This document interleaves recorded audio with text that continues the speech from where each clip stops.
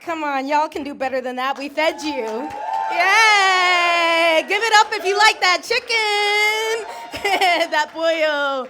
Yeah, I had to move that out of the way. There can only be one 5-foot thing on the stage. Can't have there be a hierarchy up here. So yes, I am short because I am Caribbean. In case you were wondering, I'm Haitian. And actually, hearing the story about the names, finding out that different family members have different names, it reminded me about the other day. I was buying my aunt's flight, as normal people do. Non-codependent people do at all.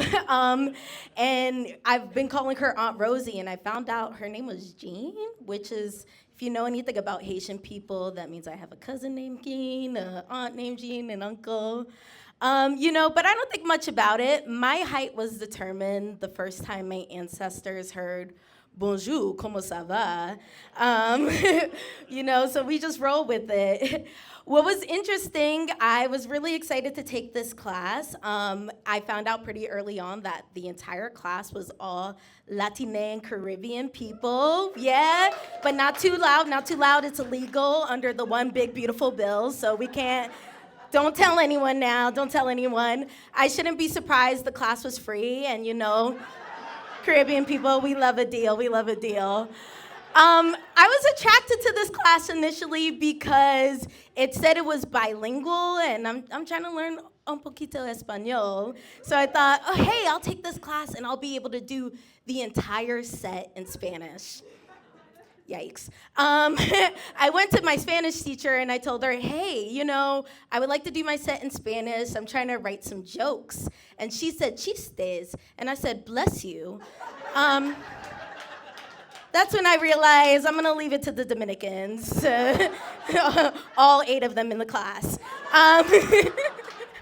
Initially, I was afraid to take this class because I just didn't feel like I had many hot takes. So I'm just curious. Do you have a hot take? Maybe a hot take about Philadelphia? No hot takes. Yeah, I know, right? Me too, girl. How about y'all in the front? Anybody got a hot take about Philly? I heard a whisper. Cheesesteaks? You don't like the cheesesteaks, I know. Too much cheese, not enough steak. No, I'm joking. I really feel like I don't have many hot takes. One thing that I could say is that, I've stood by cow's milk, for a while. It wasn't popular for a while, but I guess now people are back in the mood. And I was always taught that if you stand for nothing, you'll fall for everything, which makes sense why I trip a lot. It's not just because I'm Caribbean.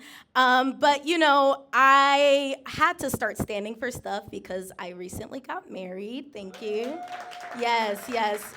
And I have to stand for things because I married an organizer, which means I have visitations on weekends. He's great, though. He's 6 foot, so I'm adding some height to the bloodline, which is really, really important. I love being married.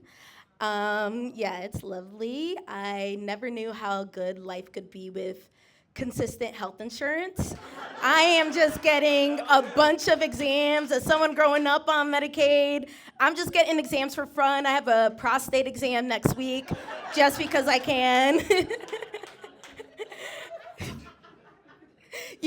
So my husband, he is not an immigrant. He's not Caribbean, but he is Black. I know you guys might have assumptions because of the way I talk, but he is Black.